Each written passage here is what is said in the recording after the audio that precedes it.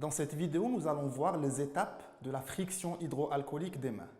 Pour ce faire, donc, on a prévu de la peinture et on va imaginer que cela est la solution hydroalcoolique qu'on utilise d'habitude pour se laver les mains, pour se désinfecter les mains. Alors, cette peinture va nous permettre de voir exactement comment notre produit va se disperser dans nos mains et ça va nous permettre de comprendre pourquoi les étapes qui sont recommandées dans le lavage des mains ont été là pour justement disperser sur toute la surface des mains, que ce soit au niveau du dos de la main qu'au niveau de la paume de la main.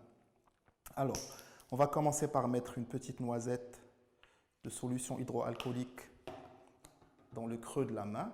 Donc, la première étape, c'est la friction paume contre paume. Donc, j'ai les paumes qui sont couvertes de peinture. La deuxième étape, c'est le dos de la main.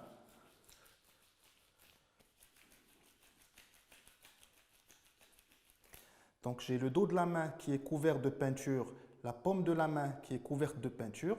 Mais si vous avez remarqué, la partie qui est au niveau des ongles n'a pas été touchée par la peinture.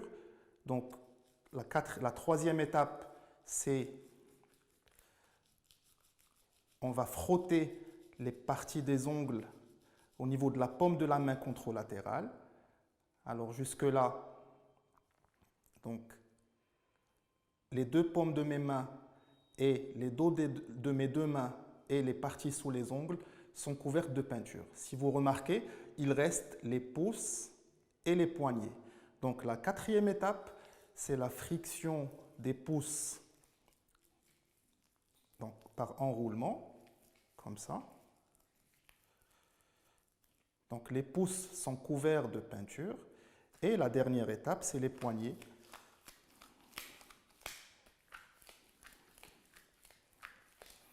Alors, comme vous pouvez le voir, après avoir suivi à la lettre les étapes recommandées par l'OMS pour le lavage des mains par la solution hydroalcoolique, toute la surface de mes mains est couverte par le gel hydroalcoolique, représenté ici dans cette vidéo par de la peinture, pour qu'on puisse bien suivre la répartition de ce produit au niveau des mains.